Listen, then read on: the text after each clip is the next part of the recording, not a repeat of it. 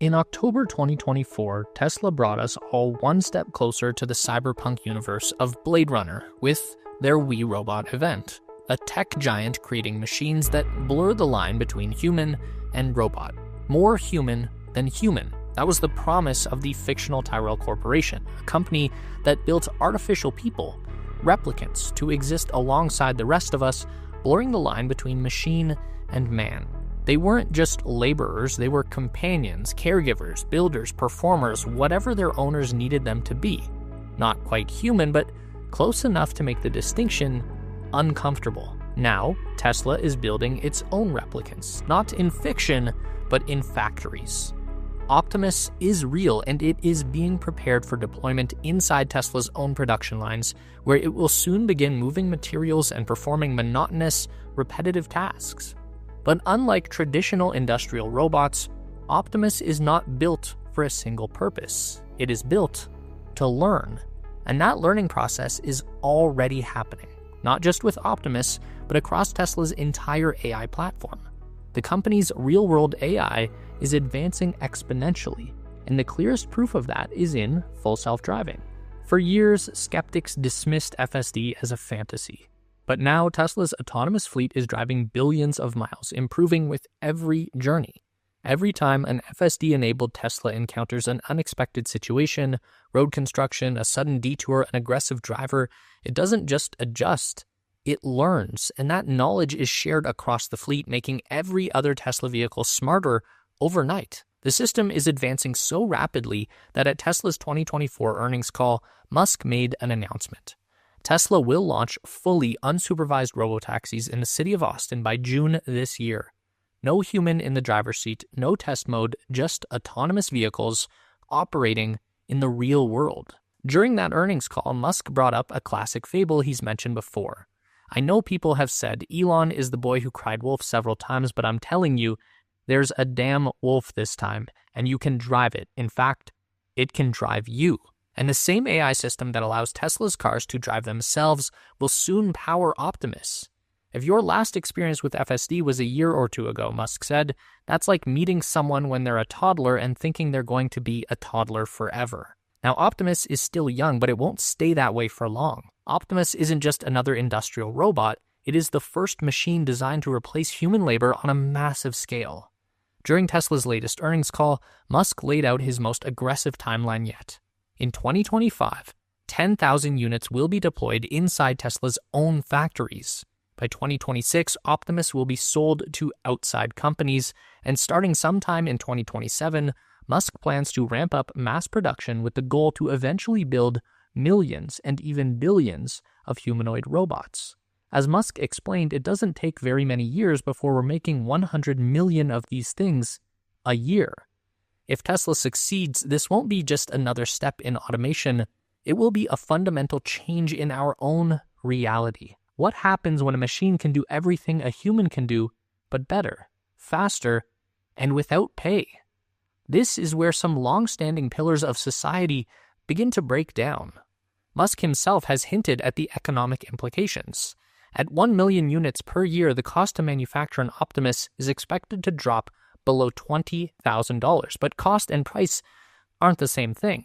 The price of Optimus will be set by the market, Musk said. And that's the question that will define our next decade. Who controls the robots and who benefits? Science fiction has warned us about the AI taking over. For centuries, technology has replaced human labor, but always in narrow ways. The steam engine replaced horses, the assembly line replaced artisans, computers replaced clerks, but Optimus is different. This isn't about automating one task, it's about automating all tasks. A machine that can clean, cook, carry, repair, build, and assist isn't just a tool, it's a worker. And when it arrives by the millions, it will challenge the most fundamental concept of modern civilization: work. If robots can do everything, what do people do? Musk has said the future is going to be incredibly different from the past, that's for sure. But are we heading toward a dystopian nightmare, or our utopian dreams?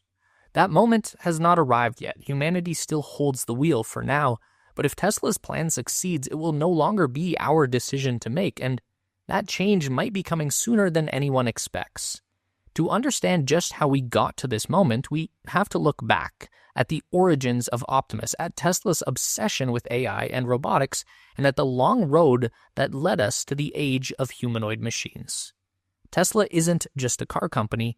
It never was. For years, they were building something much bigger, something most people missed, because while the world was watching Tesla's self-driving cars, Tesla was actually building robots.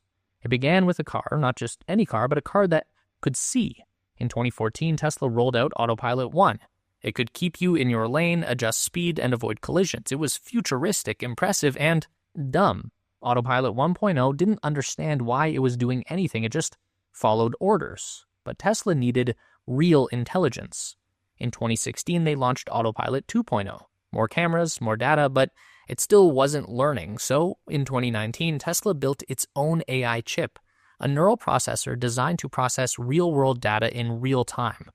This was Autopilot 3.0, the moment Tesla stopped being just a car company and became an AI company. Tesla's AI wasn't just reacting anymore, it was predicting. Then in 2021, Tesla made its boldest move yet. They killed radar. No more sensors, no more crutches, just cameras. Critics called it reckless. Tesla called it Tesla Vision, a car that saw and responded the way humans did. This was the moment Tesla's AI truly became something different. No longer a set of programmed rules, but an intelligence that learned from experience. 400,000 Teslas running FSD beta, billions of miles of real-world driving data, and a new supercomputer, Dojo, designed to process it all faster than any system in history. For years, self-driving software was just that, software. Engineers wrote the code, updated the system, tested it, and repeated the process. Then in 2023, Tesla stopped writing the code altogether. FSD Beta 12 changed everything. Tesla wasn't just programming self-driving cars, they were teaching AI how to think. For the first time, the AI trained itself. It wasn't following instructions, it was learning from real-world experience. FSD Beta 13 pushed even further. Tesla's AI wasn't just reacting, it was anticipating, adapting, improving on its own. This was no longer just a self-driving system, it was something else. And if Tesla can train AI to drive, why can't they train it to walk? August 19, 2021, Tesla AI Day. Elon Musk walked on stage and announced Tesla's next product. Not a car, not a battery, a robot. At first, people laughed. Tesla even brought out a human dancer in a bodysuit to pretend to be a robot. Then Musk said something that made them stop. If you think about what we're doing with cars, Tesla is arguably already the biggest robotics company. And suddenly, it made sense. Tesla's cars weren't just cars anymore, they were robots on wheels. Now, Tesla was putting that robot brain inside a humanoid body.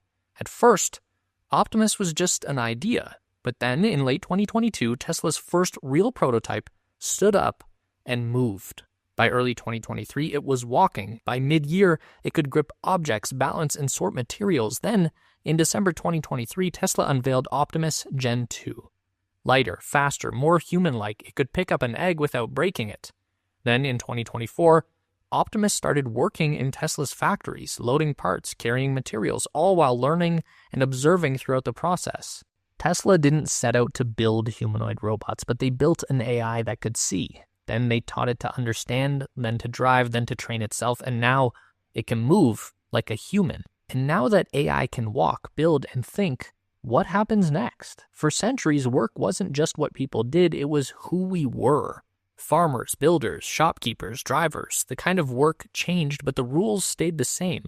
You don't work, you don't eat. Tesla is about to break that rule. If Elon Musk is right, 100 million humanoid robots could be rolling off of production lines every year. Machines that can build, clean, cook, repair, and even replace entire industries overnight. This isn't automation like anything we've seen before. It's not a steam engine, a factory robot, or a self-checkout machine. This is the replacement of human labor itself. Every automation revolution has followed a pattern. Some jobs disappear, but new ones emerge. Factories wiped out blacksmiths, but created industrial workers. Computers killed typewriters, but made software engineers. What happens when there's no new job left to fill? Right now, robots do specific jobs. An industrial arm welds, A Roomba vacuums, a chatbot answers basic questions. But Optimus isn't like that. It's not just one tool, it's every tool.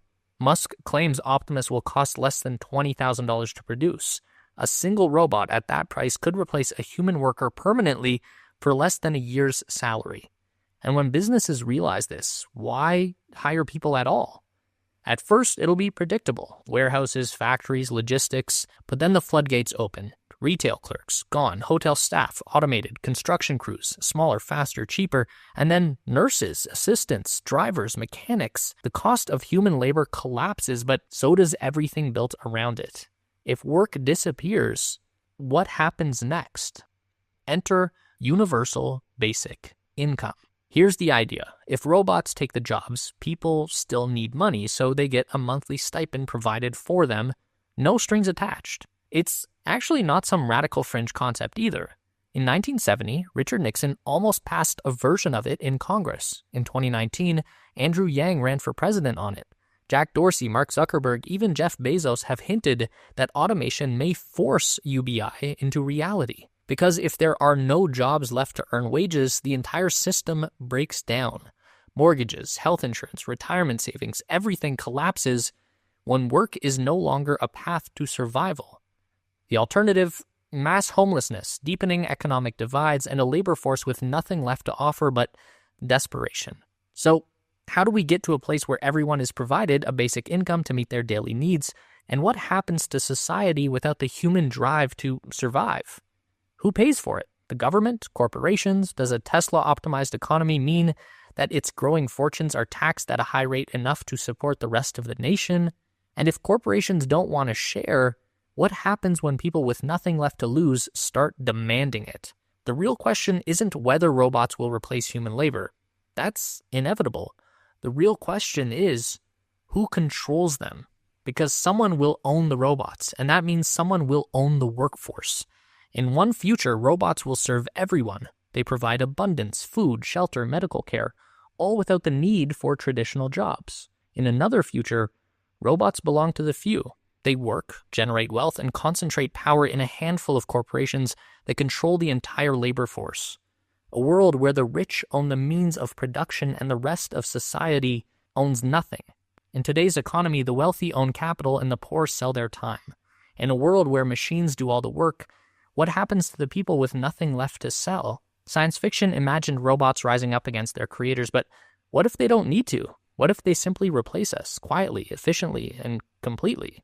A machine that can mend a beating heart, a machine that can write its own code, a machine that will soon step into the world and never step back. In Blade Runner, replicants weren't just workers. They were builders, caretakers, performers, an artificial labor force that blurred the line between machine and man. Optimus won't demand freedom. It won't stage an uprising, but it won't have to. The most disruptive technologies don't overthrow the world. They reshape it so completely that the old world simply fades away. A world where Optimus succeeds is one where work as we know it ceases to be a necessity. That could be the beginning of something truly remarkable. A future where survival isn't tied to labor, where people are free to create, explore, and invent in ways never before possible. Or it could be the start of something else entirely. A society where wealth and control concentrate in the hands of those who own the machines, while the rest watch the future unfold from the sidelines. One way or another, the shift has already begun. Not with a bang, not with a war, but with a quiet trade. A slow, seamless handoff from human to machine. And by the time we recognize what we've built, we may find ourselves living in a world that no longer needs us, or one where we've never been freer.